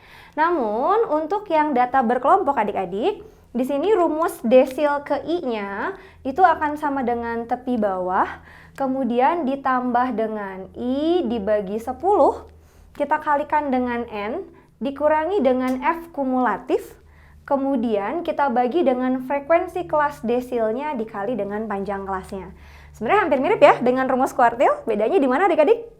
Ya betul, bedanya hanya di 1/10-nya saja, atau I per 10-nya. Kalau ini I per 4, karena definisinya kalau desil dibagi 10 bagian. Oke, sebelum kakak contohkan, kakak langsung yang kelima ya, yaitu bagian persentil. Nah, ini bagian terakhir yang ada di pemusatan data. Untuk persentil, maka di sini persentil ke I-nya akan sama dengan tepi bawah, kita tambah dengan I dibagi 100 dikalikan dengan N, dikurangi dengan F kumulatif, kemudian kita bagi dengan F persentil ke I-nya. Oke, kemudian dikali dengan panjang kelas. Nah, di sini F kumulatifnya sama ya definisinya ya. Adik-adik jumlahkan frekuensi sebelum kelasnya. Nah, karena ada kalimat kelasnya di sini, maka adik-adik langkah pertama seperti yang kakak sudah jelaskan sebelumnya, cari dulu kelas desilnya. Dimana cara mencari kelas desilnya, I kita bagi 10 kemudian kita kalikan dengan N. Begitupun untuk mencari kelas persentil. Maka di sini I dibagi dengan 100 dikalikan dengan N. Bisa difahamin dulu adik-adik rumus-rumusnya? Oke, kalau sudah paham, kakak akan menjelaskan bagaimana kita mencari desil dan juga persentilnya. Oke, baik adik-adik, kita lihat bagaimana cara menghitung desil ya. Kakak di sini akan mencontohkan bagaimana cara menghitung desil ke-8. Maka ingat rumusnya TB ditambah dengan, karena desil ke-8 berarti I-nya kita ganti 8 ya. Jadi 8 kemudian per 10 dikali dengan jumlah frekuensinya 30. Oke, kita kurangi dengan F kumulatif, kemudian dibagi frekuensi kelas desilnya dikali dengan panjang kelas. Kemudian adik-adik, langkah berikutnya ingat selalu cari terlebih dahulu adalah kelas desil ke-8-nya. Di mana rumusnya adalah 8 kita kalikan dengan N-nya adalah 30, lalu kita bagi dengan 10. Oke, kita coret-coret, dia akan sama dengan 24. Artinya, desil ke-8-nya ternyata akan berada di data ke-24 ya adik-adik ya. Mari kita lihat, ini 5 ditambah 12, 17, belum 24 ya. 17 ditambah dengan 9 sudah 26 ya. Jadi ini adalah kelas desilnya. Oke, adik-adik kasih tanda atau beri tanda atau kita beri tanda kotak saja ya. Mencirikan bahwa ini merupakan kelas dari desil ke-8. Oke, kita mulai. Tepi bawahnya adalah, di sini karena kelas desil ke-8, batas bawahnya 53, kita kurangi 0,5 menjadi 52,5. Di sini 8 per 10 dikali 30-nya menjadi 24 ya adik-adik ya. Kemudian kita kurangi dengan F kumulatifnya, berarti ingat definisinya, jumlahkan frekuensi sebelum kelasnya. Karena di sini kelasnya, maka adik-adik harus menjumlahkan frekuensi sebelum kelasnya. Sehingga 5 ditambahkan dengan 12, jawabannya adalah 17. Dibagi frekuensi kelas desil ke-8-nya yang ini ya. Jadi 9 kemudian dikali panjang kelasnya adalah 5 adik-adik. Oke, sehingga kita punya 52,5 ditambah dengan 24. Kita kurangi 17. Kemudian kita kali 5 adalah 35 per 9. Silakan adik-adik hitung di rumah jawabannya. Oke, betul sekali. Jawabannya adalah 56,39. Oke, luar biasa ya adik-adik. Oke, selanjutnya kakak akan mencontohkan mengenai persentil. Nah, persentil yang akan kakak ambil di sini adalah persentil ke-60. Nah, oke, berarti kita tuliskan dulu rumusnya ya. Jadi persentil ke-60 ini, ingat rumusnya adalah tepi bawah ditambah dengan.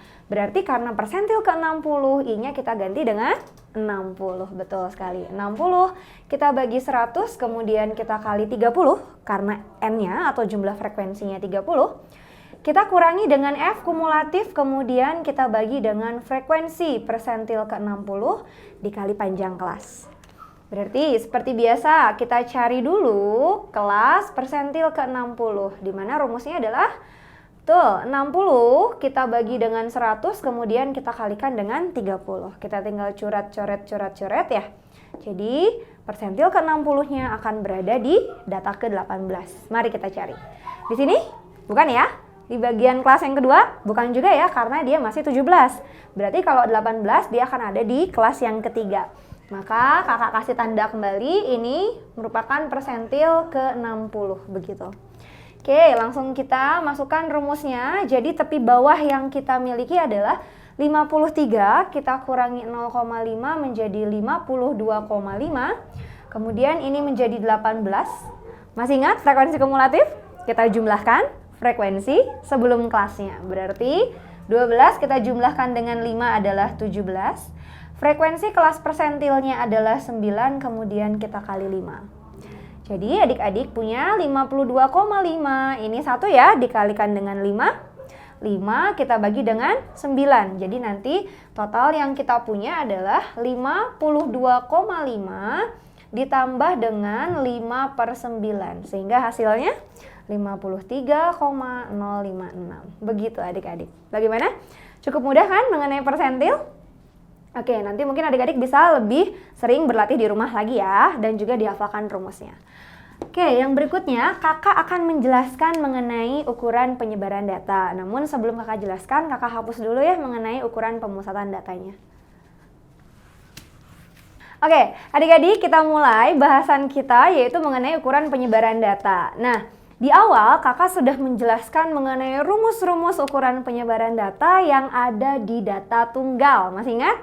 Ada jangkauan, kemudian ada lagi yang disebut sebagai hamparan, kemudian simpangan kuartil, dan seterusnya.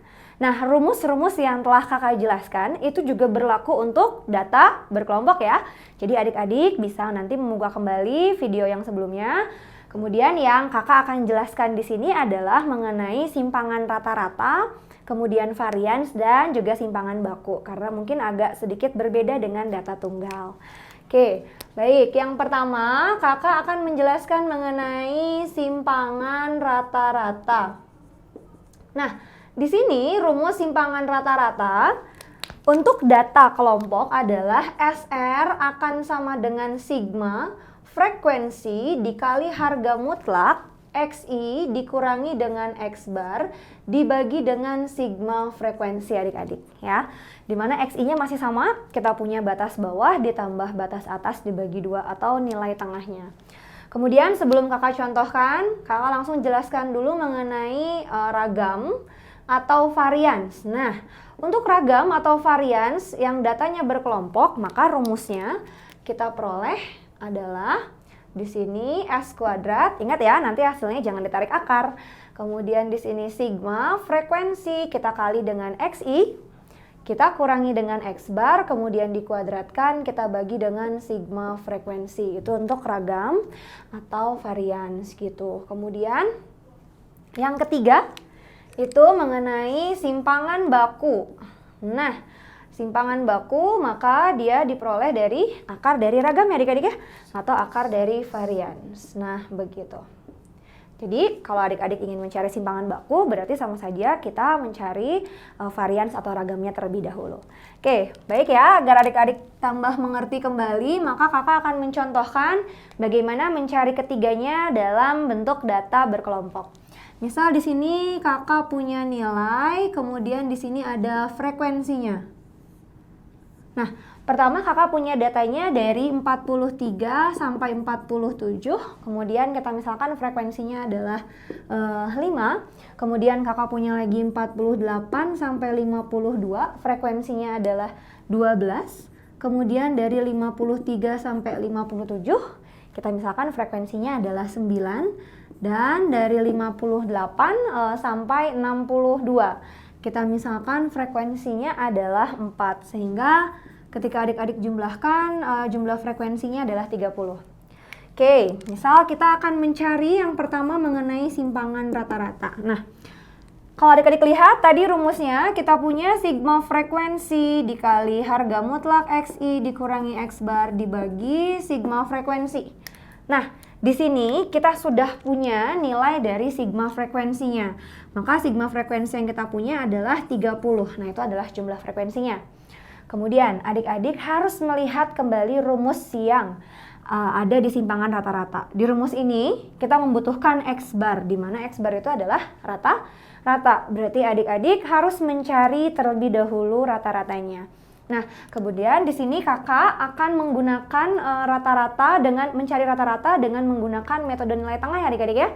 Maka kakak membutuhkan tabel tambahan, yaitu yang disebut sebagai tabel XI. Masih ingat cara mencarinya ya? Batas bawah ditambah batas atas kemudian dibagi dengan 2. Sehingga di sini XI yang pertama adalah 45. Kemudian masih ingat cara cepatnya atau kunci 3D-nya ya adik-adik ya? Di sini selisihnya adalah 5, maka tinggal kita jumlahkan dengan selisih intervalnya atau panjang kelasnya. Kita tambah 5 menjadi 50, tambah 5 menjadi 55, ditambah 5 menjadi 60. Nah, kemudian masih ingat kembali kita harus membuat kolom tambahan, yaitu kolom FIXI. Karena adik-adik untuk mencari X bar itu rumusnya adalah sigma FIXI dibagi sigma frekuensi. Sigma frekuensinya kita punya 30, maka kita harus mencari dulu FIXI-nya, baru kita ambil jumlahnya. Oke, kita kalikan 5, kita kalikan dengan 45, jawabannya adalah 200, betul 25. Kemudian 12, kita kalikan 50 adalah 600.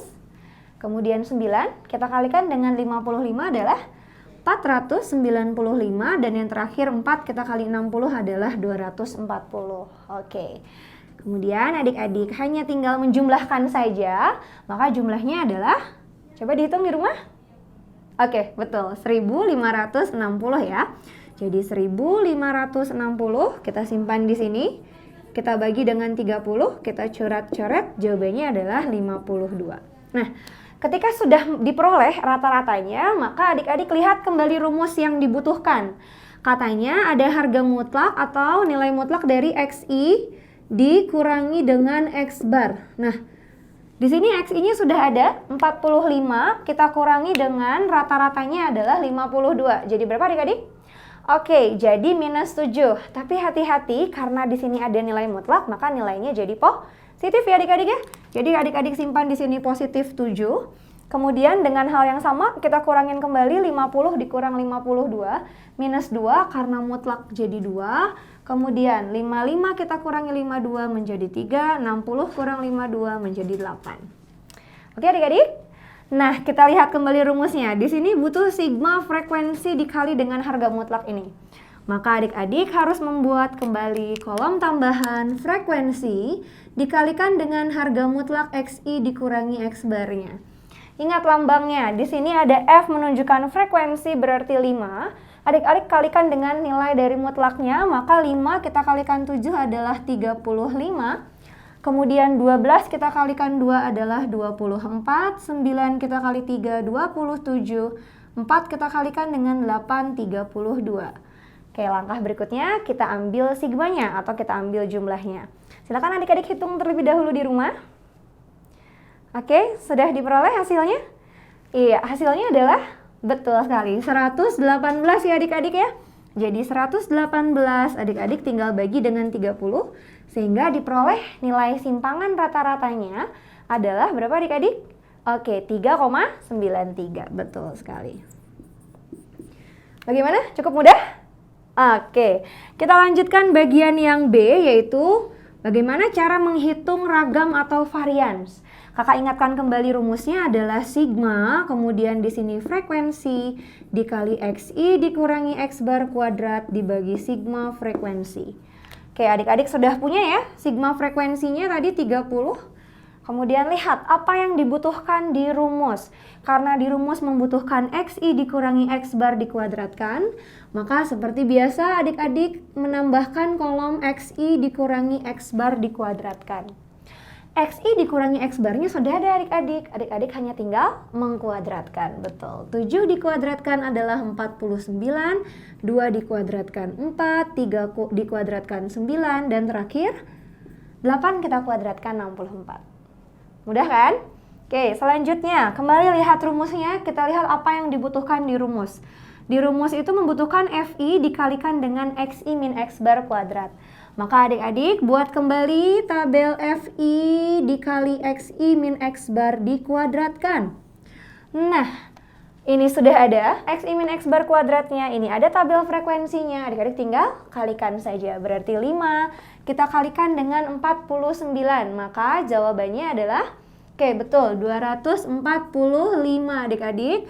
Kemudian 12 adik-adik kalikan dengan 4. Jawabannya adalah 48. Kemudian 9 dikalikan dengan 9 adalah 81. Dan yang terakhir 4 kita kalikan dengan 64. Jawabannya berapa adik-adik?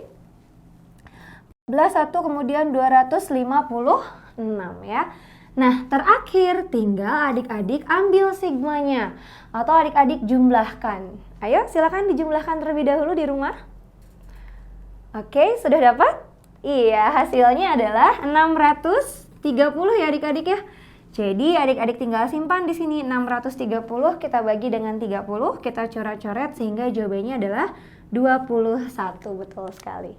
Dan yang terakhir, ketika kita akan mencari simpangan baku, maka dia akar dari ragam atau varian. Sehingga bentuk terakhirnya S-nya akan menjadi akar 21. Bagaimana? Cukup mudah? Mungkin agak sedikit panjang, namun pada dasarnya kalau adik-adik hafal rumusnya, kemudian sering berlatih di rumah, dan sering mengerjakan soal-soal mengenai ukuran penyebaran atau pemusatan data, pasti adik-adik di rumah bisa lancar mengerjakannya. Baik adik-adik, kakak cukupkan materi sampai di sini. Mudah-mudahan materi yang telah kakak jelaskan dapat membantu adik-adik belajar di rumah. Nah, kalau ada yang ingin ditanyakan atau kurang mengerti, adik-adik bisa membuka website bimbeltridaya.com. Baik adik-adik, sampai ketemu lagi di bab selanjutnya. Terima kasih.